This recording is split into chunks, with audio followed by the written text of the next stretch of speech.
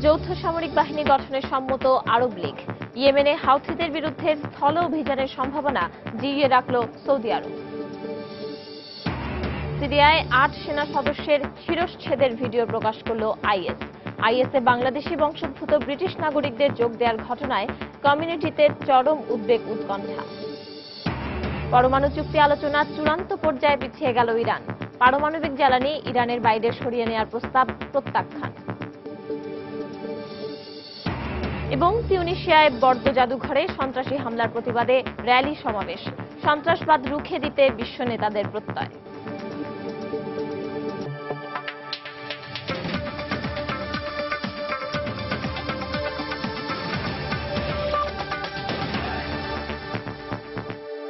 আন্তর্জাতিক সময়ের সঙ্গে আছি আমি পারমিতা হিম।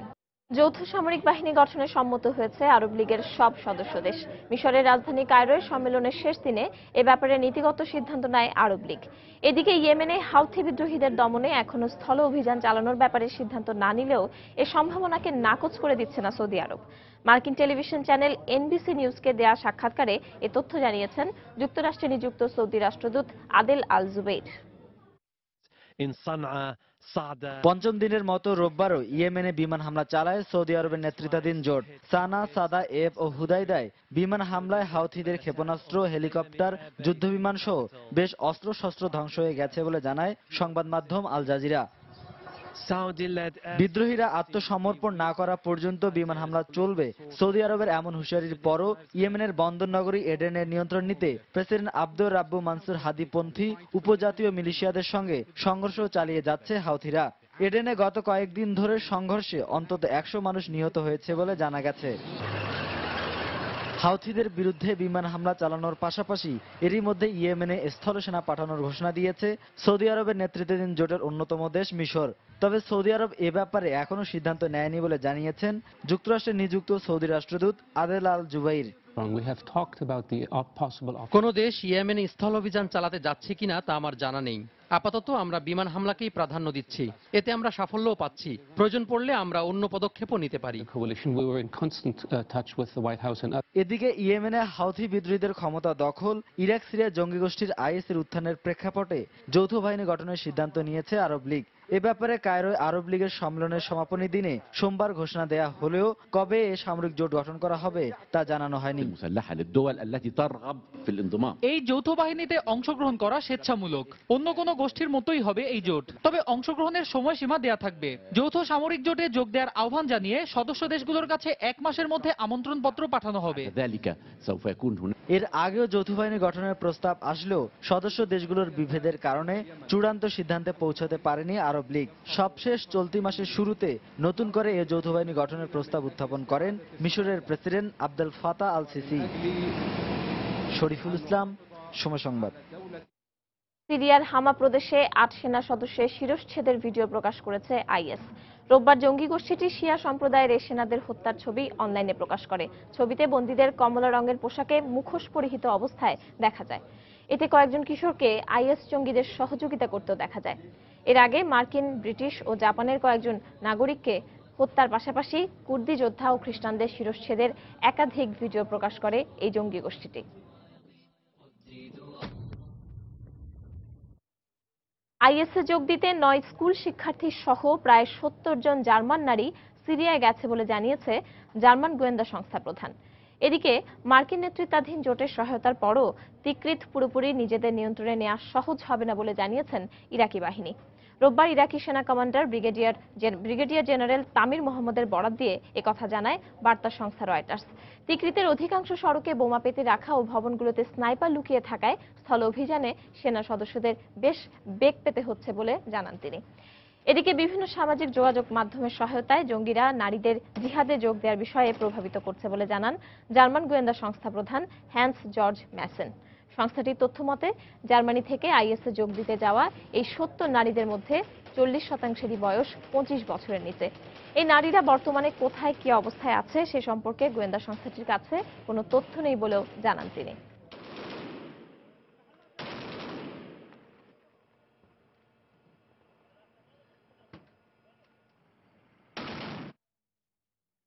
আইএসএ বাংলাদেশি বংশোদ্ভূত ব্রিটিশ নাগরিকদের যোগ দেওয়ার প্রবণতা বেড়ে যাওয়ায় চরম উদ্বেগ উৎকণ্ঠা দেখা দিয়েছে যুক্তরাজ্যের বাংলাদেশি কমিউনিটিতে। নিজেদের সন্তানেরা যেন বিপদগামী না হয় সেজন্য প্রচারণা চালাচ্ছে প্রবাসীদের বিভিন্ন জনকল্যাণমূলক প্রতিষ্ঠান। এদিকে জঙ্গি গোষ্ঠীটির সঙ্গে ব্রিটিশ তরুণ তরুণীদের যোগ দেওয়া বন্ধে পুলিশ, গোয়েন্দা ও প্রশাসনকে ঐক্যবদ্ধ হয়ে কাজ করার আহ্বান জানিয়েছেন পার্লামেন্টের মুসলিম সদস্য নজির আহমেদ। লন্ডন প্রতিনিধি শোয়েব কবিরের পাঠানো তথ্য ও ছবি নিয়ে ডেস্ক রিপোর্ট। গত 17 ফেব্রুয়ারি যুক্তরাজ্য থেকে তুরস্কে যায় 3 ব্রিটিশ তরুণী শামিমা বেগম, খাদিজা সুলতানা ও আমিরা আবাসে। এ 3 বান্ধবীর প্রথম 2 জন বাংলাদেশি বংশোদ্ভূত। এ মাসের মাঝামাঝি তারা সিরিয়ায় পৌঁছায় বলে জানিয়েছে তুরস্কের সংবাদ মাধ্যম। এ খবরে রেশ কাটতে না কাটতেই ব্রিটিশ গণমাধ্যম জানিয়েছে 8 বছরের ছেলে ও 3 বছরের মেয়েকে নিয়ে আইএসএ যোগ দিতে সিরিয়ায় গেছেন বাংলাদেশি বংশোদ্ভূত মহিলা রেহেনা বেগম। 14 ফেব্রুয়ারি তিনি বিমানে করে লন্ডন থেকে তুরস্কের ইস্তাম্বুলে পৌঁছান। এভাবে একের পর এক কমিউনিটির সদস্যদের জঙ্গি দলে যোগ দেওয়ার প্রবণতায় উদ্বিগ্ন হয়ে পড়েছে ব্রিটিশ বাংলাদেশিরা। আমাদের বাড়া যারা ইয়াং ছেলে মেয়েরা যারা বিশেষ করে আইসিসির সাথে যারা ইনভলভ হচ্ছে, এটা আমি মনে করি একটা ব্রেন ওয়াশ। আমরা মনে করি এটা থেকে আমাদের বাচ্চারা যারা এটার সাথে এদেরকে ইনভলভ করতেছে, এটা একটা খুব রিস্কি পথ। সচেতনতা বাড়াতে প্রচারণা চালানোর পাশাপাশি সন্তানদের গতিবিধির ওপর নজর রাখারও পরামর্শ দিচ্ছেন বাংলাদেশি কমিউনিটির নেতারা। ব্রিটেন থেকে যারা এই সিরিয়া থেকে যোগ দিচ্ছে বা আইএস যুদ্ধে, এইটার জন্য আমরা আরো সচেতন হওয়া উচিত এবং এইটা ব্রিটিশ গভর্নমেন্ট এটা আরো একটু পদক্ষেপ নেওয়ার, যেমন স্কুল কলেজ থেকে ছাত্রছাত্রীরা যাইতেছে। কাউন্সিলের পক্ষ থেকে বিভিন্ন স্কুলে আমরা লিফলেট দিচ্ছি, বিভিন্ন প্যারেন্টসদেরকে আমরা মানে বিভিন্ন ধরনের অ্যাওয়ারনেস বৃদ্ধির জন্য আমরা পদক্ষেপ নিচ্ছি। লিফলেট প্রত্যেক মসজিদে দেওয়া হচ্ছে। এদিকে তরুণ তরুণীরা যেন জঙ্গিদের সঙ্গে যোগাযোগ করতে না পারে তা নিশ্চিত করতে ব্রিটিশ পুলিশ ও গোয়েন্দাদের একজোট হয়ে কাজ করার আহ্বান জানিয়েছেন ব্রিটিশ পার্লামেন্টের মুসলিম সদস্য নজির Ahmed. From the police and intelligence services, police, গোয়েন্দা সংস্থা ও সরকার আমাদের সবার প্রচেষ্টার মাধ্যমে নিশ্চিত করতে হবে যে আমাদের ছেলেমেয়েরা যেন ইন্টারনেটের মাধ্যমে জঙ্গিদের সঙ্গে যোগাযোগ করতে না পারে। এছাড়াও মসজিদের ইমামরাও কুরআন ও হাদিসের সঠিক ব্যাখ্যা দিয়ে জঙ্গিবাদ নিরুৎসাহ করতে পারেন। but rather preachers in our masjids, the imams who can actually teach them. গত সপ্তাহে ব্রিটিশ স্বরাষ্ট্রমন্ত্রী থেরেসা মে আইএসএ নিজ দেশের নাগরিকদের যোগ দেওয়ার বিরুদ্ধে কঠোর হুঁশিয়ারি দেন। উগ্রবাদ উস্কে দেয় এমন মন্তব্য সামাজিক যোগাযোগ মাধ্যম বা অন্য কোথাও প্রকাশ করার উপর নিষেধাজ্ঞা জারির পাশাপাশি মসজিদ সহ যেখানে উগ্রপন্থী বক্তব্য দেয়া হবে তা বন্ধ করে দেওয়ারও পরিকল্পনা ঘোষণা করেন তিনি। সময় সংবাদ, লন্ডন, যুক্তরাজ্য। আন্তর্জাতিক সময়ে আরো যা দেখবেন। উভচর সাঁজোয়া যান নিয়ে দক্ষিণ কোরিয়া যুক্তরাষ্ট্রের যৌথ মহড়া। অংশ নিল দুই দেশের প্রায় 3000 সদস্য এবং অর্ধশতাধিক সমরযান। পরমাণু চুক্তি নিয়ে আলোচনা চূড়ান্ত পর্যায়ে এসে পিছিয়ে গেল ইরান। পাশ্চাত্যের শর্ত মেনে পারমাণবিক জ্বালানি ইরানের বাইরে সরিয়ে নেওয়ার প্রস্তাব প্রত্যাখ্যান করেছে তারা। রোববার ইরানের উপপররাষ্ট্রমন্ত্রী আব্বাস আরাকচির বরাত দিয়ে মার্কিন দৈনিক নিউ ইয়র্ক টাইমসে প্রকাশিত একটি প্রতিবেদনে এমনটাই উল্লেখ করা হয়। তারপরেও সুইজারল্যান্ডের লুজান শহরে শুরু হয়েছে চূড়ান্ত পর্যায়ের আলোচনা। সেখানে দুপক্ষের মধ্যে মতপার্থক্য কমিয়ে আনার চেষ্টা চলছে। ইরানের পরমাণু কর্মসূচি বিষয়ে একটি খসড়া চুক্তিনামা প্রণয়নে 31 মার্চের সময়সীমা শেষ হতে আর মাত্র কিছু সময় বাকি। সুইজারল্যান্ডের লুজান শহরে 6 বিশ্বশক্তি ও ইরানের প্রতিনিধিদের মধ্যে চলছে সেই বিষয়ে দর কষাকষি। পাশ্চাত্য চাচ্ছে ইরানের সঙ্গে এমন একটি চুক্তিতে পৌঁছাতে যাতে তেহরান পরমাণু কর্মসূচিকে নিকট ভবিষ্যতে অস্ত্র তৈরির উদ্দেশ্যে ব্যবহার করতে না পারে। বিনিময়ে জাতিসংঘ, যুক্তরাষ্ট্র ও ইউরোপীয় ইউনিয়নের জারি করা বিভিন্ন ধরনের নিষেধাজ্ঞা ধাপে ধাপে উঠিয়ে নেওয়া হবে ইরানের উপর থেকে। গত কয়েকদিনের দফায় দফায় বৈঠকের পর দুপক্ষই গুরুত্বপূর্ণ অগ্রগতির কথা জানায়। এমনকি সময়সীমা শেষ হবার আগে ইতিবাচক কোনো সমাধান অর্জিত হবার আশ্বাসও দেন কেউ কেউ। শেষ চেষ্টা সফল হবে এমন সম্ভাবনা দেখে রোববার দেশে ফিরে যাওয়ার কথা থাকলেও যাত্রা বাতিল করেন মার্কিন পররাষ্ট্রমন্ত্রী জন কেরি। সেখানে অন্যদের সঙ্গে রুশ পররাষ্ট্রমন্ত্রী সের্গেই ল্যাভরভের সঙ্গে তার বৈঠক হয়। তবে রুশ পররাষ্ট্রমন্ত্রী চুক্তির ব্যাপারে তেমন আশাবাদী নন বলে জানান। ব্রিটিশ পররাষ্ট্রমন্ত্রী ফিলিপ হ্যামন্ড বলেন, সবার স্বার্থে একটা চুক্তি হওয়া দরকার যাতে ইরান কোনোভাবেই পরমাণু বোমা বানাতে না পারে। এখানে ছাড় দেওয়ার কোনো সুযোগ নেই। কয়েক ঘন্টার মধ্যে চুক্তিতে পৌঁছাতে হলে ইরানকে সব বাধ্যবাধকতা মেনে নিয়ে একটি ইতিবাচক সিদ্ধান্তে আসতে হবে, আর তা ইরানের জন্য যত কঠিনই হোক না কেন। আলোচনায় অংশগ্রহণকারীরা জানান, শেষ পর্যায়ে এসে আলোচনা এগিয়ে নেওয়ার ক্ষেত্রে মূল সমস্যা দেখা দিয়েছে ইরান চুক্তিতে রাজি হলে দেশটির উপর থেকে নিষেধাজ্ঞা উঠিয়ে নেওয়ার সময়সীমা নিয়ে। ইরান চায় চুক্তি স্বাক্ষরের সাথে সাথে সব ধরনের নিষেধাজ্ঞা তুলে নিতে হবে, আর অন্য পক্ষ চাচ্ছে 3 থেকে 4 বছর দেরি করতে। এদিকে গত কয়েক মাস ধরে ইউরেনিয়ামের মজুদের একটি বড় অংশ রাশিয়ায় পাঠানোর বিষয়ে অনাপত্তির কথা ইরান বলে আসলেও রোববার ভিন্ন সুর শোনা গেছে ইরানের উপপররাষ্ট্রমন্ত্রী আব্বাস আরাকচির কণ্ঠে। আরাকচির বরাত দিয়ে নিউ ইয়র্ক টাইমসে বলা হয়, দেশের বাইরে ইউরেনিয়াম পাঠানোর কোনো পরিকল্পনা ইরানের নেই। কথা ছিল ইরানের ইউরেনিয়াম রূপান্তর করে রাশিয়া সেগুলো বিশেষায়িত জ্বালানি রডে পরিণত করবে। সেগুলো ইরানের একমাত্র বাণিজ্যিক পরমাণু চুল্লি বুশেহর জ্বালানি কেন্দ্রে ব্যবহার করা হবে। ইউরেনিয়ামকে একবার জ্বালানি রডে পরিণত করা হলে তাকে পরমাণু অস্ত্রের উপকরণ হিসেবে ব্যবহার করা খুবই কঠিন হয়ে পড়ে। মমতাজ মুস্তফা, সময় সংবাদ। এদিকে ইরানের সম্ভাব্য পরমাণু চুক্তিকে মানবজাতির জন্য ভয়াবহ বিপজ্জনক বলে উল্লেখ করেছেন ইসরায়েলের প্রধানমন্ত্রী বিনয়ামিন নেতানিয়াহু। এ চুক্তি যাতে না হয় বিশ্ব নেতাদের প্রতি সে আহ্বান জানিয়েছেন তিনি। নেতানিয়াহু বলেন, এ চুক্তি হলে ইরান পরমাণু বোমা তৈরি করার সুযোগ পাবে, আর এতে করে যে অস্ত্র প্রতিযোগিতা শুরু হবে তা শুধু ইসরায়েল নয়, পুরো বিশ্বের জন্য হুমকি হয়ে দাঁড়াবে। যে চুক্তিটি হতে চলেছে তা শুধু ইসরায়েলের জন্য নয়, পুরো বিশ্বের জন্যই ভয়ঙ্কর একটি বিষয় হবে। এই প্রচেষ্টা অবশ্যই বন্ধ করা দরকার। এই চুক্তি হলে পরমাণু অস্ত্র দিয়ে পুরো মধ্যপ্রাচ্যকে জয় করতে পারবে ইরান।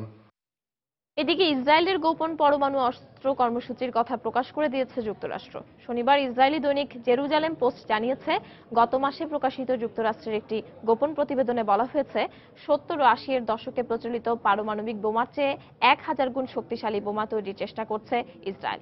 মার্কিন প্রতিরক্ষা দপ্তরের নির্দেশে লিডিং টেকনোলজিস ইনকর্পোরেটেড নামে একটি সংস্থা 386 পৃষ্ঠার এ প্রতিবেদন তৈরি করে। Critical assessment in Israel and NATO Nations নামের ওই প্রতিবেদনে ইসরায়েলি পরমাণু গবেষণাগারগুলোর উচ্চমানের কথা তুলে ধরা হয়। এই প্রথম ইহুদিবাদী রাষ্ট্রটির পরমাণু বোমা বিষয়ক তথ্য প্রকাশ করল আমেরিকা। ইসরায়েল এরই মধ্যে 2 শতাধিক পরমাণু বোমার অধিকারী হয়েছে বলে মনে করা হচ্ছে। বার্ষিক মহড়ার অংশ হিসেবে দক্ষিণ কোরিয়া এবং যুক্তরাষ্ট্র যৌথ মহড়ায় অংশ নিয়েছে। সোমবার বন্দরনগরী পোহাংয়ে এই মহড়ার আয়োজন করা হয়। এতে যে সাঁজোয়া যানগুলো অংশ নেয় তা একই সাথে জল ও স্থলে চালনা এবং কাজ করতে সক্ষম। সিউল জানিয়েছে, এতে 2 দেশের মেরিন কর্পসের 3500 এবং নৌবাহিনীর 100 সদস্য অংশ নিয়েছে। এছাড়াও 2 দেশের 30টি সমরযান এবং 40টি উভচর যান অংশ নেয়। যুক্তরাষ্ট্র এবং দক্ষিণ কোরিয়ার ফোল ইগল নামের বাৎসরিক এই যৌথ মহড়া চলবে 24 এপ্রিল পর্যন্ত।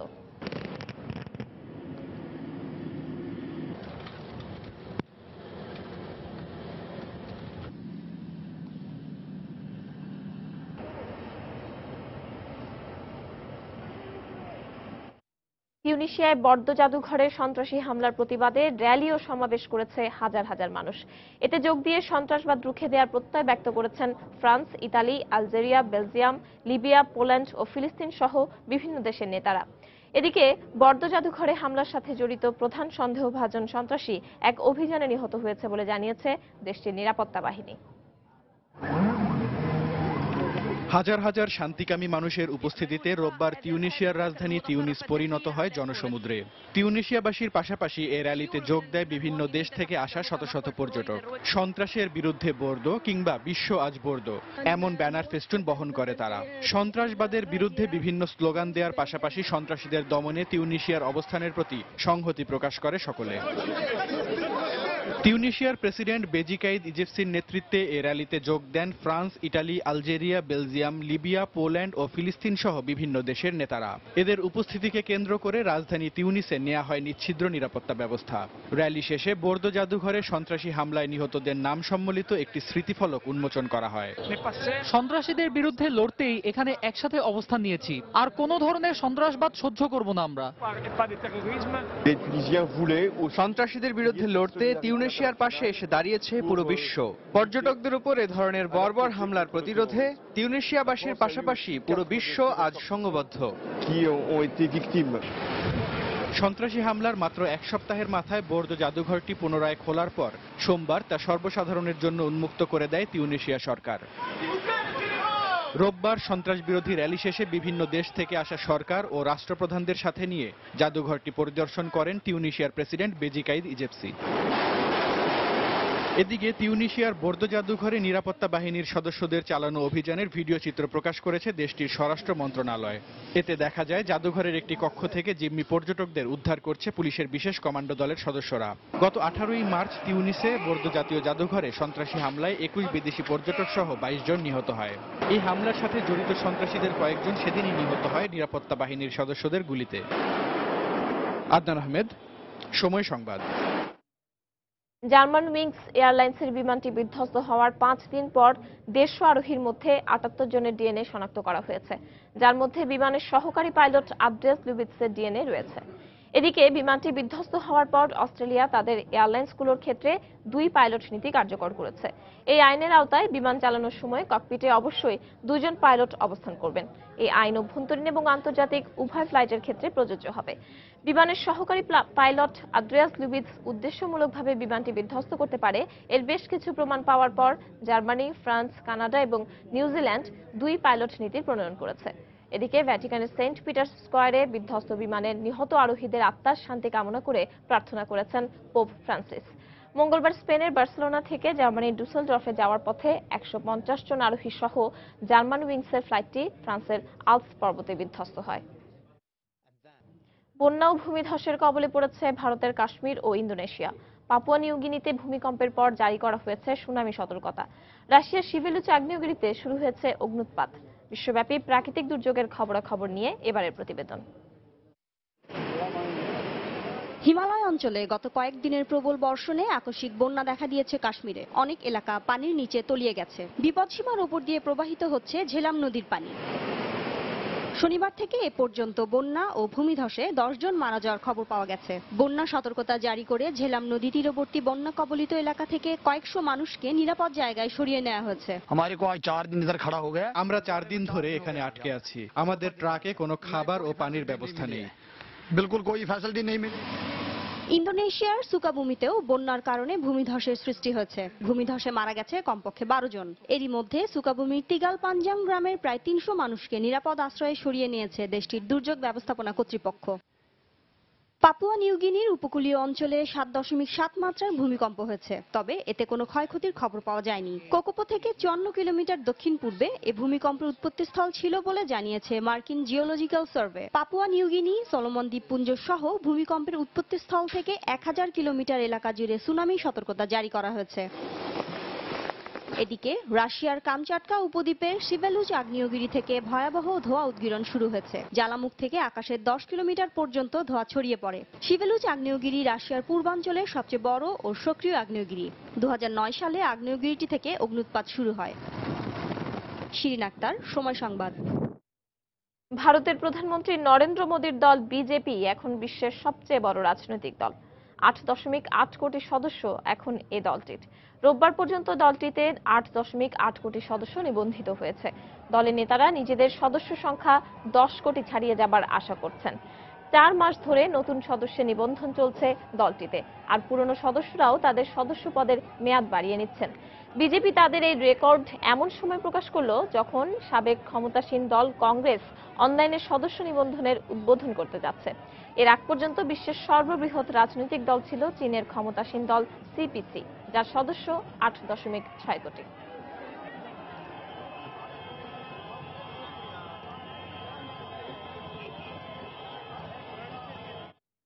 ভারতে আতশবাজি তৈরির কারখানায় বিস্ফোরণে 7 জন মারা গেছে, আহত হয়েছে 5 জন। অন্ধ্রপ্রদেশের বিশাখাপত্তনম শহরে এই দুর্ঘটনা ঘটে। বিস্ফোরণের কারণ জানা যায়নি। পুরো ভবনের আগুন ছড়িয়ে পড়ে, ভবনে থাকা অনেকেই ধ্বংসস্তূপের নিচে চাপা পড়ে। তবে আতশবাজির কারখানাটি অবৈধ বলে জানিয়েছেন জেলা রাজস্ব অফিসার। এদিকে অন্ধ্রপ্রদেশের মুখ্যমন্ত্রী ক্ষতিগ্রস্তদের পরিবারকে 2 লাখ রুপি করে ক্ষতিপূরণ দেওয়ার ঘোষণা দিয়েছেন।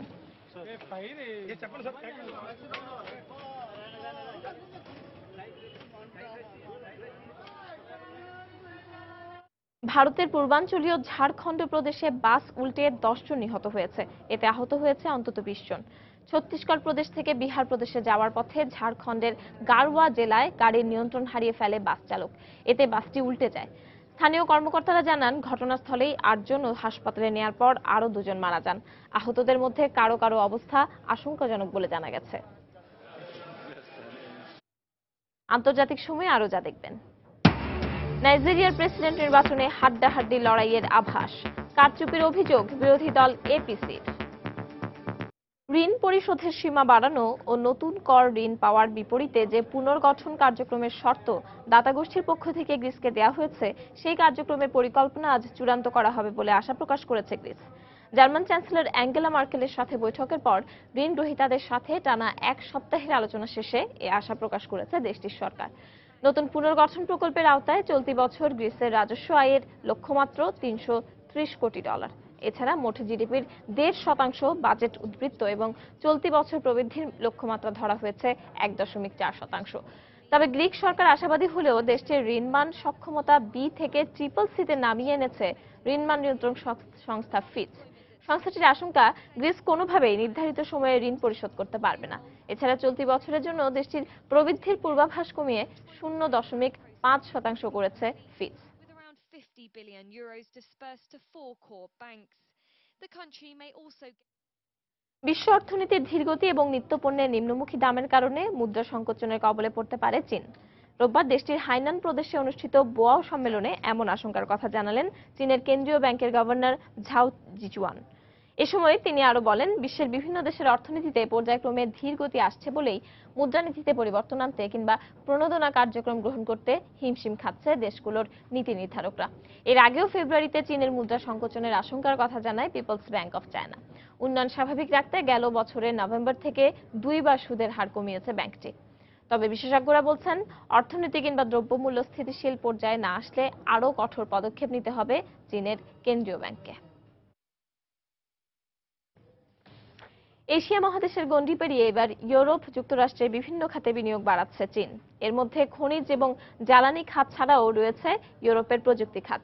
তবে শুধুমাত্র উৎপাদন এবং আর্থিক খাতে বিনিয়োগে অংশীদার হয়েই থেমে নেই চীনের উদ্যোগ। অনেক ক্ষেত্রে পুরোপুরি মালিকানাও দখল করছে দেশটির ব্যবসায়ীরা।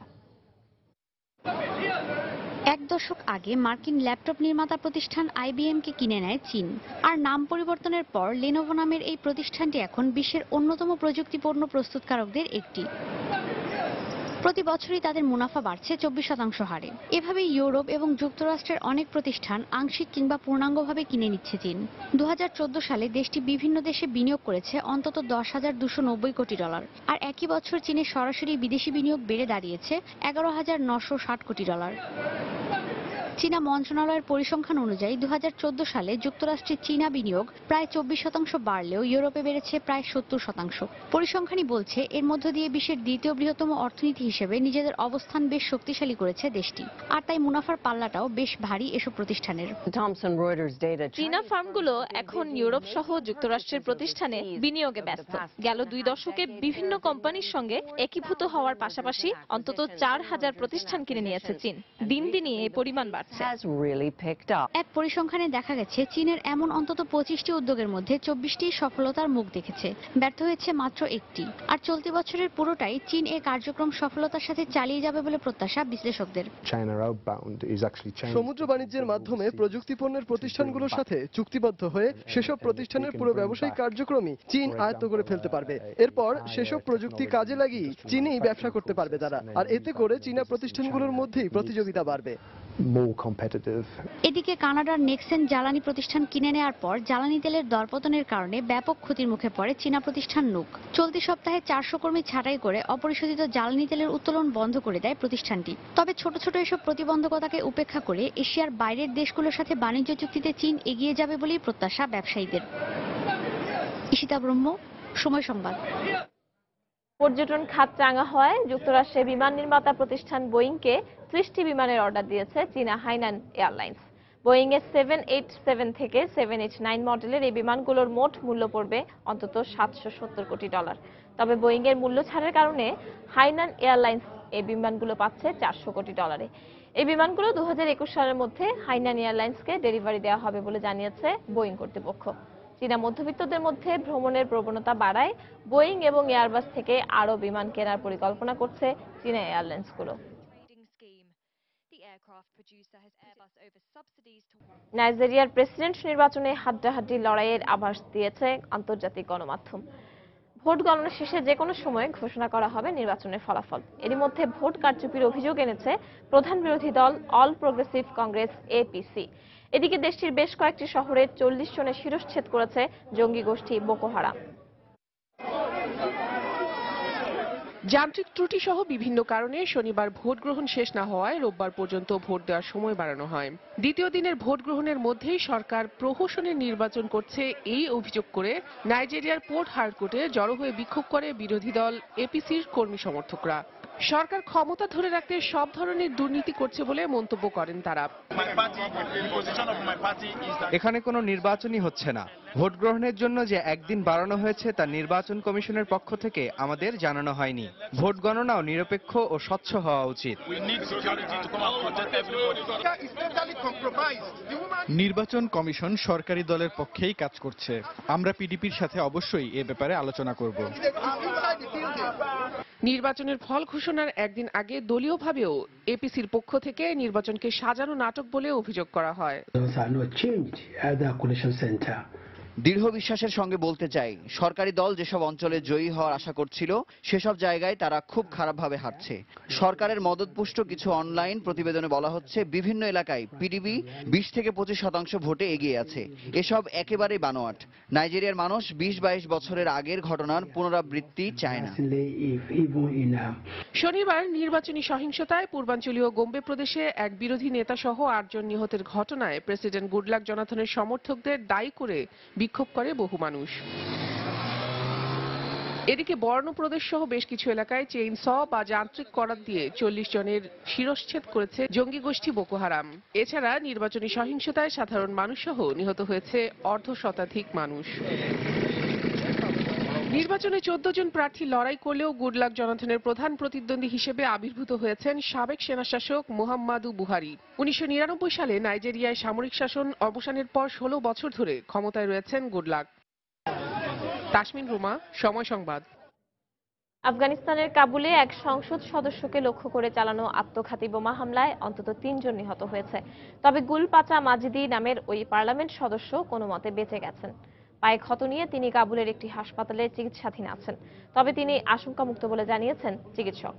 রোববার একটি সভা থেকে ফেরার পথে মাজিদিকে লক্ষ্য করে আত্মঘাতী বোমা হামলা চালানো হয়। এ সময় নিরাপত্তা বাহিনীর সদস্য হামলাকারীকে সন্দেহ করলেও তাকে আটকের আগেই বিস্ফোরণ ঘটে। এতে এক শিশু এবং 2 বেসামরিক মানুষ নিহত হয়, আহত হয় অন্তত 8 জন। কারো পক্ষ থেকে হামলার দায় স্বীকার করা না হলেও পুলিশ এর জন্য তালেবানকে দায়ী করেছে।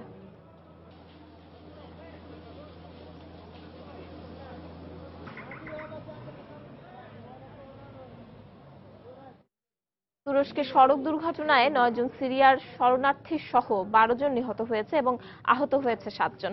তুরস্কের দক্ষিণ পূর্বাঞ্চলের সানলিউরফা প্রদেশের তুরস্ক ও সিরিয়া সীমান্তের কাছের মহাসড়কে রোববার একটি কংক্রিট মিক্সার, মিনিবাস ও গাড়ির মধ্যে সংঘর্ষের পর এই দুর্ঘটনা ঘটে। দুর্ঘটনার পর ঘটনাস্থলে 4 জন নিহত হয়। এরপর হাসপাতালে নেওয়ার পর 8 জন নিহত হয়। আহত 7 জন হাসপাতালে চিকিৎসাধীন অবস্থায় রয়েছেন।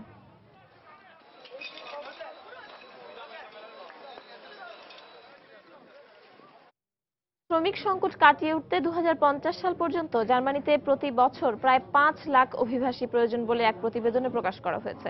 বাটলসম্যানস ইনস্টিটিউশন থেকে শুক্রবার এই প্রতিবেদন প্রকাশ করা হয়েছে। এতে আরো বলা হয়, আগামী 15 বছরে জার্মানির মোট শ্রমিকের অর্ধেক অবসরে যাবেন। এই অবস্থায় 2050 সালে দেশটিতে শ্রমিকের সংখ্যা 36% কমে যাবে। জার্মান বিশ্লেষকরা মনে করেন, দেশটিতে বিদেশি শ্রমিক বাড়াতে নতুন অভিবাসন নীতি প্রয়োজন। এছাড়াও বিদেশি দক্ষ অভিবাসীদের আকর্ষণ করতে আইন পরিবর্তন, সুযোগ সুবিধা ও নিরাপত্তা প্রদান করা যেতে পারে।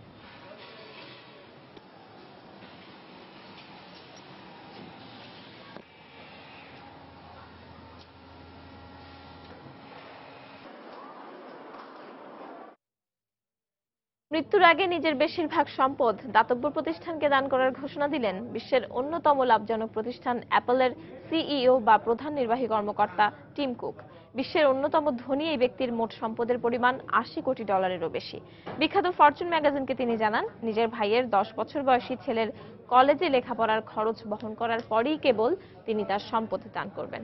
টিম কুক ছাড়াও এর আগে ফেসবুকের প্রতিষ্ঠাতা মার্ক জুকারবার্গ ও মাইক্রোসফটের প্রতিষ্ঠাতা বিল গেটসও মৃত্যুর আগে নিজের সম্পদ দান করার ঘোষণা দেন। ফরচুন ম্যাগাজিনের তথ্য মতে অ্যাপলের মোট শেয়ারের মধ্যে টিম কুকের রয়েছে $12 কোটি।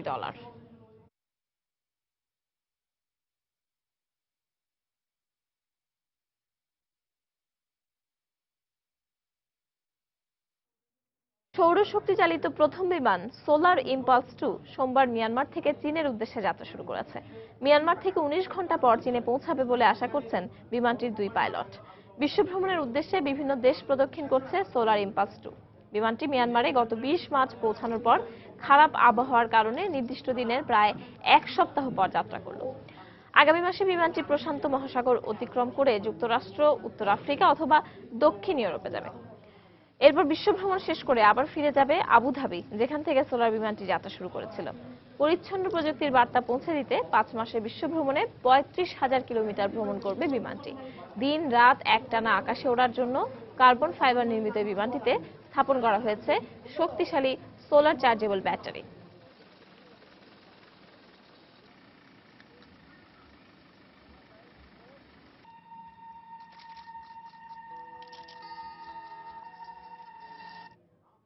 আন্তর্জাতিক সময়ের শীর্ষ সংবাদগুলো জানিয়ে দিচ্ছে আরেকবার। যৌথ সামরিক বাহিনী গঠনে সম্মত আরব লীগ। ইয়েমেনে হাউথিদের বিরুদ্ধে স্থল অভিযানের সম্ভাবনা জিইয়ে রাখল সৌদি আরব। সিরিয়ায় 8 সেনা সদস্যের শিরশ্ছেদের ভিডিও প্রকাশ করল আইএস। আইএসএ বাংলাদেশি বংশোদ্ভূত ব্রিটিশ নাগরিকদের যোগ দেওয়ার ঘটনায় কমিউনিটিতে চরম উদ্বেগ উৎকণ্ঠা। পরমাণু চুক্তি আলোচনা চূড়ান্ত পর্যায়ে পিছিয়ে গেল ইরান। পারমাণবিক জ্বালানি ইরানের বাইরে সরিয়ে নেওয়ার প্রস্তাব প্রত্যাখ্যান। এবং তিউনিসিয়ায় বড্ড জাদুঘরে সন্ত্রাসী হামলার প্রতিবাদে র্যালি সমাবেশ, সন্ত্রাসবাদ রুখে দিতে বিশ্ব নেতাদের প্রত্যয়। দর্শক, এই ছিল আন্তর্জাতিক সময়ে। যে কোনো খবর পেতে ভিজিট করুন সময় নিউজ.টিভি। সঙ্গে থাকুন সময়ের।